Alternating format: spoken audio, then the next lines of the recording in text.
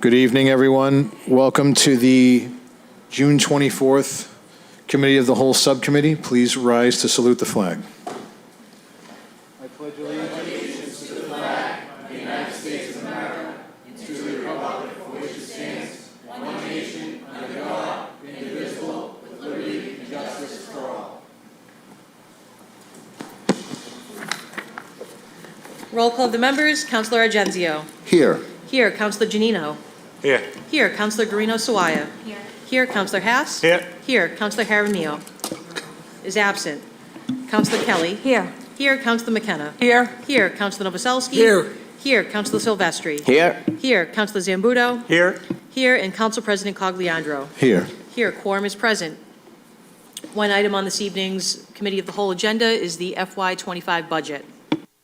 Thank you, Madam Clerk. We moved this out of Ways and Means to the Committee of the Whole so that we could have one final conversation with all of the City Council. So I guess I'll open it up to Mr. Visquet. I don't know if you want to start us off today.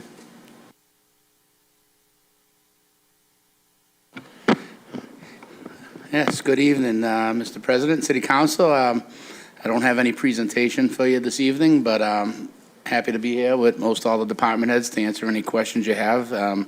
Like I said in the beginning, we think we have a responsible, balanced budget, and we encourage you to vote it as submitted, but happy to answer any questions you have.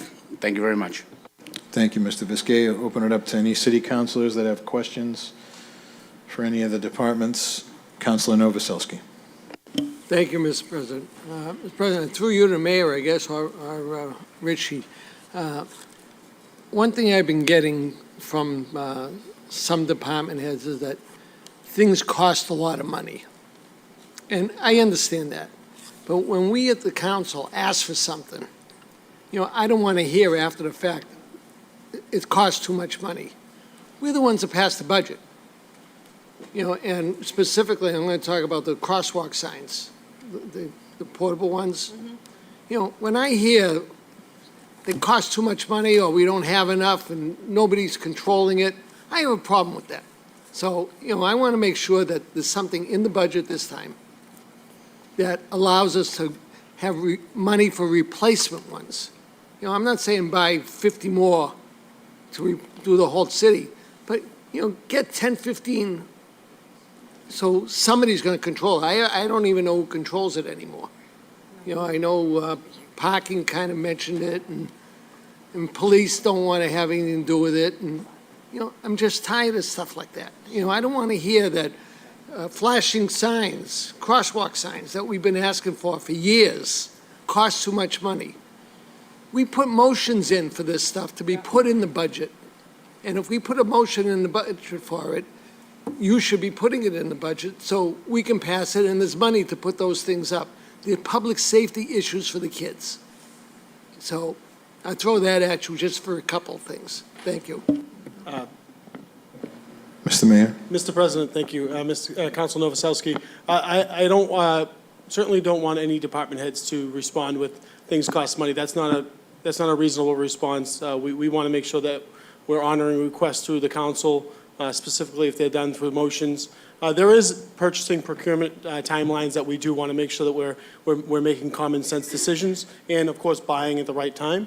But when it comes to some of those portable crosswalk signs, or and I know even when Councilor Argenzio was the superintendent, we had talked about buying a few more for a few different schools via requests from crossing guards. So we'll continue to invest in those departments. If you're seeing roadblocks, sometimes it's a defense mechanism to give an excuse, and sometimes there's a good ration. So just don't hesitate to let us know and let the mayor's office know, and we'll help find it and or make sure that we put it in the appropriate line items for budgetary requests. We want to accommodate, and I know you have reasonable requests, and sometimes when they're not, you'll accept that reasonable response and answer. Like, we'd love to pave every street. We know that can't always happen. We'd love to put certain amounts of public safety measures out there, but there's always that delicate balance. So I understand. You're heard loud and clear. Thank you. Showing my frustration, sir. Thank you, Councilor Argenzio. Thank you, Mr. President. I don't have any questions, just a statement. I read this budget thoroughly and compared it to last year's. I think it's a very solid budget. I want to commend the mayor and his financial staff, Mr. Viscay, and the auditing department. Well presented. I want to thank the department heads for their very professional presentations. I don't have any cuts that I personally will be putting forward. If anyone else does and has a compelling argument, I'll certainly consider it. But I think it's a solid budget, and thank you very much. Thank you, Councilor. Councilor McKenna. Thank you, Mr. President. I have two concerns. One, I'm afraid going down the road that we're spending $500 million for a new high school. I'm afraid that the infrastructure, we have to tighten our belt, and some of these things that we really need to do, like pave roads and stuff like that, are not going to get done. That's a big concern of mine. The other concern of mine is you know how I brought up CDM Smith. I would like to put it forward, maybe, I know they're asking for another, I don't know, job, but I'd like to go maybe after the next year to remove them, because we have a capable infrastructure leader here in water, DPW, thank you, water and sewer. They can do everything now. 20 years ago, no, but now they can. So I would say let's go in-house. Thank you. Mr. Mayor. Mr. President, through you to Councilor McKenna, that's a very valid request and concern when it comes to the oversight work for water and sewer infrastructure, but more specifically the consent decree work.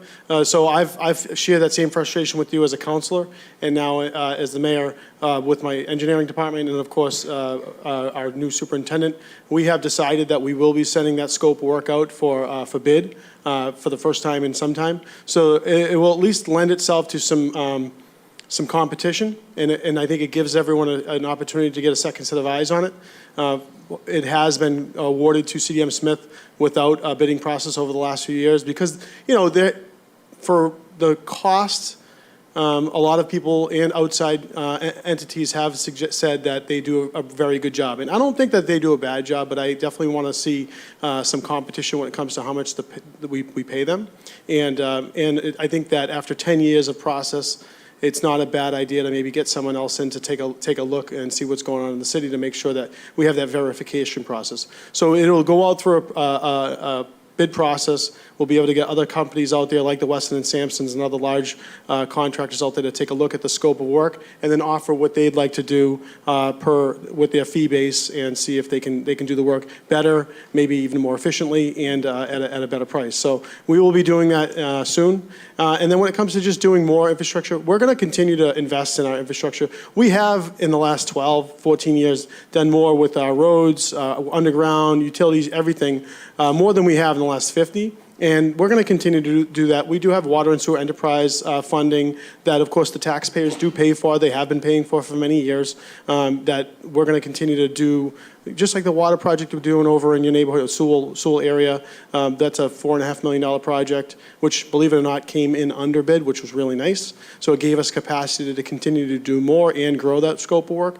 But we're going to continue to invest, and we're going to continue to protect our city from all of the outside factors and internal factors. We're going to hold future developers accountable to making sure that they put the inline storage in that they need to, and they're putting the infrastructure that they should, and then taking care of the areas that they should. And we're going to continue to build Revere as one of the best cities in the greater Boston area. So Sounds wonderful. Yeah. Thank you very Thank you. much. Thank you, Councilor. Councilor Zambuto. Thank you, Mr. President. I think this is a responsible budget. I'm afraid this will be the last year we'll have a responsible budget, and I don't want to be a one-trick pony. Everybody knows the reason. We've extended our debt service out beyond what I believe we're going to be able to fill. And that means that the low percentages of raising departments are really going to be cuts. And because if we're going to raise public safety 4% and inflation is 6%, well, we've effectively cut public safety. I don't want to get into all this. I do think this is a responsible budget this year. I'm not going to make any trivial cuts for the sake of making cuts because it's done responsibly. Good luck next year with the budget because it's going to be a lot more difficult. I think we all know that if we're being honest with ourselves. God knows what's coming on the horizon, and we won't talk about it because we know we're told we can't talk about these boogeymen that are out there, but we know they're out there. So all I can say is I've said publicly that I think we have one of the best, if not the best CFOs in the state. I respect him immensely. I know he was put in a tough position by you and others to make this high school work on paper. I still don't believe it, but we're going to leave it at that. So again, I'm not worried about this year's budget. This is going to be nice and clean. It's the future that I worry about. Thank you, Mr. President. Thank you, Councilor. Councilor Silvestri. Thank you, Councilor. Mr. Mayor, I want to just congratulate you. This is a solid budget. I think you put a lot of hard work into it with your team. And as the oversight committee, as the city council, we're also here to support you and help move the city forward. And that's what we need to do together. And I think we will, and I think we'll continue to produce strong budgets and figure this out. But now it's time we have to get creative and figure out other ways to bring in some money into the city. And I look forward to helping you get there. So thank you and congratulations. Thank you, Councilor. Councilor Haas. Thank you, Mr. President. I'd like to thank the mayor and Mr. Viscay for putting this together. Everything was laid out nicely. Felt like I was reading Moby Dick a couple of times, but everything was right there, so it was great. I did have one comment. I was a little surprised to hear that the emergency preparedness manager was no longer included in the fiscal year 25 budget. You know me personally, I hate to see the city lose great committed people that are committed to all our residents and go above and beyond. So I was just wondering if, Mr. Mayor, you could comment on a little bit on how the city plans to respond to things like floods, fires without their current manager. Thank you. Thank you, Mr. President. Through you to Councilor Haas. So the preparedness manager, as we talked about earlier, we have a responsibility with ARPA-funded positions to try to find ways to fund them post-2025 fiscal year. So we were only able to, we are now only budgeting 9.5 positions for the fiscal year 2025, and that exhausts our ARPA funding that we've allocated towards personnel. If we are able to secure other grants that will help pay for these processes and personnel, we will be happy to allocate that. If there's other found money, we would certainly be able to do that. And then also it might give us an opportunity to create the job at a role that's more commensurate with the amount of funding that we have. But what I will say is we have been able to manage these types of emergencies prior to having the position, it's only been created for the last 2+ years. And that doesn't undermine the value of that position because I too agree that it's a valued asset to our city. We want to make sure that we're able to find the role and make sure that we can fill it with the right people and do it with the fiscally conservative mindset. So we have definitely taken some of those conversations offline, and we'll look at it, what happens beyond December 31st of 2025, and see if there's ways to fund that type of position. It may need to be funded differently, and there may be an opportunity that we come to the council for an adjustment, and that's something that we'll definitely take into consideration over the next 6 months. But thank you, Mr. House. Thank you. And I had one more thing. I was curious if the city's ever provided funding for the Police Activities League. In the past, I think it was a small amount, and I know they've lost a good deal of funding, from the state and how they operated in the past.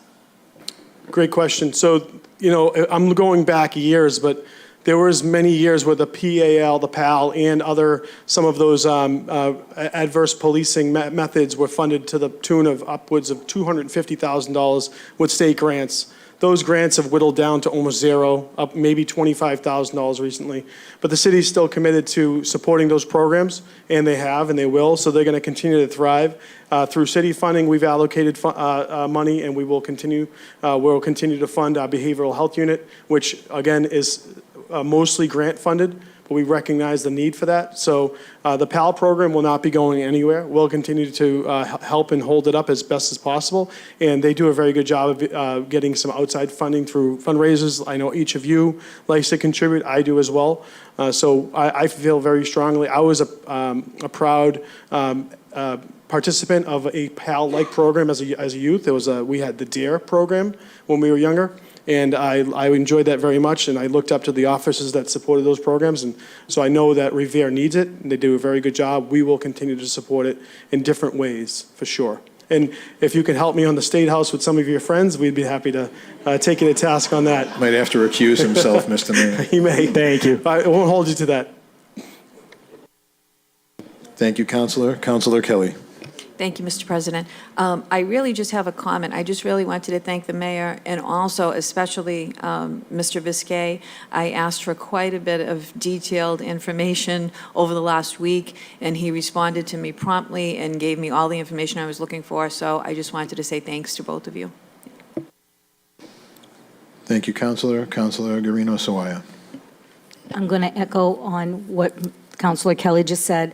Mr. Mayor and Mr. Visquet, thank you for a fiscally sound budget, and I'm really happy with it. I appreciate all you do for the city. Thank you, Councilor. Councilor Janino. Thank you, Mr. Mayor. I looked at the budget, compared with last year's, and I think it's pretty sound. My only concern is the future going forward. Streets and sidewalks. I'd like to see some money be put aside for that, a little more for that in the future. That's one of the biggest complaints I'm getting right now. And also the police and fire increasing. Otherwise, I'm pretty good. Thank you, Councilor. Any other councilors wishing to speak? Permission to speak from the chair? Thank you very much. I just have one question about the issue that was brought up with the assistant to the director of Veteran Affairs. Did we ever look into the time and the pay? Mr. President, thank you. Thanks for bringing that to our attention. I believe that there was a calculation error on the step. As far as the time of employment, that would go based on whenever that employee became a full-time employee of the city, and it'll be 100% accurate to whatever the standard should be.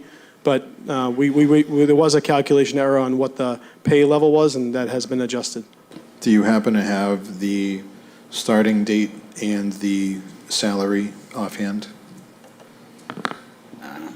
Mr. President, I don't have it with me handy right now, but there are a couple of little minor things in this budget that we got to tweak. There was a stipend left out for one of the boards, and we have this issue here. But as opposed to coming in here with modified appropriation orders and making a mess of what we got here that looks clean, we will certainly adjust that for the 25 schedule, and I'll follow up with you on that information. Thank you. So I'm just concerned if we vote on this tonight that change isn't going to go into play. I would like to get those numbers as soon as possible. But other than that, I have no other questions. If we're all good. Thank you. Go ahead, Mr. Mayor. Mr. President, thank you very much. And I just wanted to kind of reiterate, but also respond to Councilor Janino and Councilor Zambuto. The streets and sidewalks, we're continuing to be pretty aggressive. Believe it or not, you will be the recipient of a very fortunate amount of money that's being spent on Washington Ave. As you know, we're doing a really beautiful project on Washington Ave. We're doing a complete streets program, getting wonderful curbing and sidewalks for a very large stretch of roadway. So that did eat up a lot of those small streets we were able to do. But I've worked with Nick Reistrom, our engineer, and as you know, we did have some turnover in the engineering department this year. But we do have the streets that will be upcoming for what comes after July 1st, and then we'll go off of that short list. I know a couple of them off the top of my head. I don't want to say them on camera, but Crest Ave, and there's a few other small ones that we're going to be taking care of, and then we'll go back into the normal schedule of doing some streets, like we do 4 to 6 to 8 streets every single year. We may not be able to do complete streets. Sometimes when it comes to the granite curbing and sidewalk, that eats up a big amount of the funding. That, when you have $700,000 or so coming from Chapter 90 money and you're doing one large stretch of roadway for $1 million, that money gets taken down really quickly. So we will be responsible. Police and fire contracts are up this year, as well as DPW. We're already in initial negotiations, and we feel really good about that. We've pitched the PEC, and we've come to a good agreement. That's going to be hopefully decided on the next week or two. And then just for the long-term forecast and financing, Council Silvestri, Council Zambudo talked about it. We want to make sure that we're able to have good growth, good steady growth, and then work on the expense side to make sure that delta is shortened every single year. And I look forward to the financial exercise that we're going to go through. I really do. I think that any large entity, no matter if it's a city, a state, or if it's a large business, can take a look at their financial expenses, and there's always going to be savings. There's always going to be somewhere to find waste and redundancy. And Mike down in purchasing talked about just our copier program. This is just such a small level program. We had 9 or so different contracts throughout the city, and we're going to go down to one contract, one company, one copier brand, and that's what it's going to be. So when you run out of toner and he has extra toner, you share, and you're using one vendor, and we're already seeing small savings on the redundancy there. And if you maximize that across the city on all of the types of things we buy, and use of technology when it comes to maybe reducing paper waste when you're mailing out all of these flyers, when you're mailing out paper checks. We still get paper checks, even though we all have direct deposit. It's waste. And those are the small things that add up that I look forward to continuing to grow and elevate our financial awareness as a city. And we do have one of the best. He's very good. He's a bit of a pain, but he's very good. A bit. Thank you. Appreciate it. Councilor Hess. Thank you, Mr. President. Mr. Mayor, I know you touched on it, and we talked about this in the past regarding paper checks. Is that something that's going to be phased out and everything will be done electronically, so we'll have some sort of savings there? Correct.